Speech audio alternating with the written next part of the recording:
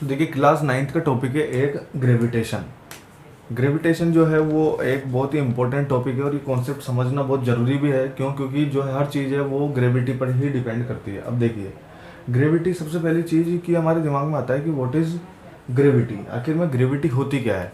तो ये बात याद रखिएगा कि यूनिवर्स में जितने भी पार्टिकल हैं वो अपने तरफ अट्रैक्ट करने की टेंडेंसी रखते हैं। क्यों? उनकी मास की वजह से। हर किसी का कुछ ना कुछ मास होता है और इस मास की वजह से वो क्या करते हैं, दूसरी चीज़ को अपनी तरफ अट्रैक्ट करते हैं। इससे जिसका कम मास होगा ये उसको अपनी तरफ अट्रैक्ट करेगा, और ज़्यादा मास होगा तो भी अट्रैक्ट तो करेगा मगर अट्रैक्ट कर नहीं पाएगा, वो एक अलग चीज़ है। मैं आपको समझाऊंगा पूरी चीज़, मगर आप ये याद रखिए कि अगर कम मास होगा तो वो अट्रैक्ट कर लेगा पूरी तरीके से। और इसी चीज़ को जनरली जो है वो प्लेनेट के संदर्भ में जब बात करते हैं, जब हम प्लेनेट के रेस्पेक्ट में बात करते हैं तो हम इसको क्या कह देते हैं, ग्रेविटी कह देते हैं।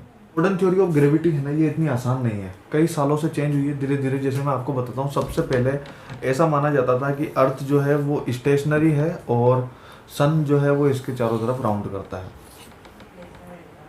मगर बाद में जब गैलीलियो आए तो गैलीलियो ने आकर के बोला कि नहीं सर, इसका उल्टा है, सन स्टेशनरी है, अर्थ चारों तरफ रोटेट करती है। तो उनको पागल समझा गया, उनको मारा गया और बाद में उनको जेल में भी डाल दिया गया इस बात के लिए।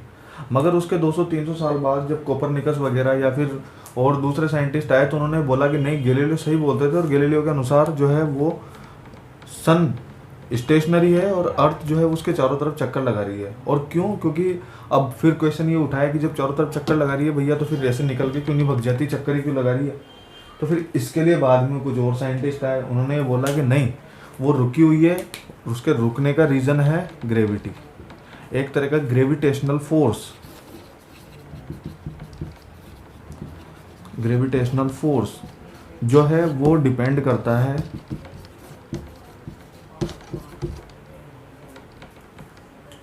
दोनों चीज़ों के मास पर डिपेंड करता है, उनके बीच की डिस्टेंस पर डिपेंड करता है वो ग्रेविटेशनल फोर्स। यानी दो चीज़ें हैं, अगर आप जैसे उनको दूर ले जाते जाओगे तो ग्रेविटेशनल फोर्स कम होता जाएगा, पास लाते जाओगे तो ग्रेविटेशनल फोर्स बढ़ता जाएगा।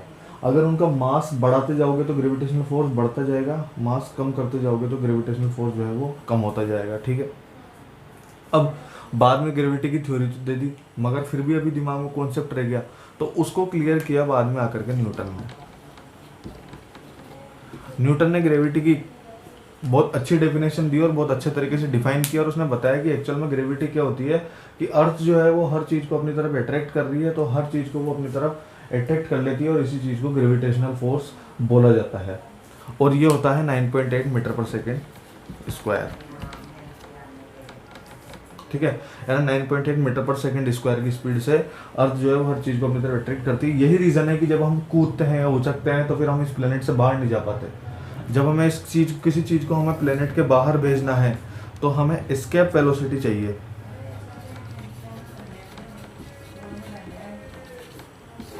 और वो एस्केप वेलोसिटी क्या होती है, लगभग 11.2 किलोमीटर पर सेकेंड। अगर इस स्पीड से आप किसी चीज़ को फेंकोगे तो वो वापस नहीं आएगा। इसी चीज़ का यूज़ किया जाता है, इसी एस्केप वेलोसिटी का यूज़ किया जाता है सैटेलाइट वगैरह को लॉन्च करने में, या फिर दूसरे जो स्पेस क्राफ्ट हैं उनको लॉन्च करने में इसी का यूज़ किया जाता है। और इसी ग्रेविटी को समझ करके हम जो है वो, अभी देखिए आप मून है, मून जो है वो अर्थ के चारों तरफ इस तरीके से राउंड करता है, और उसका भी जो कॉन्सेप्ट है वो यही है कि वो किसी तरीके से ग्रेविटेशनल फोर्स से अट्रैक्ट है अर्थ की तरफ, कि वो अर्थ के पास भी नहीं आ पा रहा, अर्थ से दूर भी नहीं जा पा रहा, और उसी तरीके से रोटेट करता जा रहा है। और इसी तरीके से जो है वो सन के चारों तरफ आपने देखे होंगे अलग अलग प्लेनेट कंटिन्यू रोटेट कर रहे हैं सेम कॉन्सेप्ट के साथ में, और इसी के साथ में पूरा यूनिवर्स जो है वो बंधा हुआ है सिर्फ एक फोर्स की वजह से। वो फोर्स है आपका ग्रेविटेशनल फोर्स है, जिसका नाम था केपलर। केपलर ने कुछ लॉ दिए जिनको हम Kepler's law of planetary motion भी कहते हैं, कि भाई प्लेनेट जो है वो किस तरीके से मूव करते हैं। इसके कुछ लॉज इसने दिए, जैसे देखिए सबसे पहला लॉ इसने जो दिया वो ये बताया इसने कि जो अर्थ है वो सन के चारों तरफ जो है वो सर्कल में नहीं रोटेट कर रही है, इलिप्टिकल रोटेट कर रही है। ठीक है, यानी कि सर्कुलर फॉर्म में नहीं रोटेट कर रही है, इलिप्टिकल फॉर्म में रोटेट कर रही है। यानी कि एक बार पास आ जाती है फिर दूर चली जाती है, फिर पास आ जाती है फिर दूर चली जाती है। किस तरीके से कि भाई पास आती है फिर दूर चली जाती है, इस तरीके से। और इसी कॉन्सेप्ट को बाद में फॉलो कर करके हमने सारी डेफिनेशन हमारी दे दी। जैसे आज आप बात करें कि भाई क्लाइमेट किस तरीके से चेंज होता है, तो जो अर्थ है जब वो दूर होती है सन से तो उस टाइम पर विंटर्स होती हैं, और जब वो पास आ जाती है तो समर होती है, और जब पास से दूर जा रही होती है तो उस टाइम पर फिर रेन हो जाती है। और ये इस तरीके से कॉन्सेप्ट चलता रहता है, और यही हमने केपलर के लॉ से निकाला। तो जो पहला केपलर का लॉ है वो क्या कहता है कि सन जो है वो सन के चारों तरफ जो अर्थ है वो इलिप्टिकल फॉर्म में रोटेट कर रही है, ना कि सर्कुलर फॉर्म में। दूसरा, इसको थोड़ा ध्यान से समझना, उसने ये बोला कि जो अर्थ है वो सन के चारों तरफ इलिप्टिकल फॉर्म में रोटेट तो कर रही है, मगर एक पॉइंट से दूसरे पॉइंट में जाने पर वो जितना एरिया बनाती है वो हमेशा सेम होता है। क्या? इसको मैं दोबारा ढंग से एक्सप्लेन करता हूं।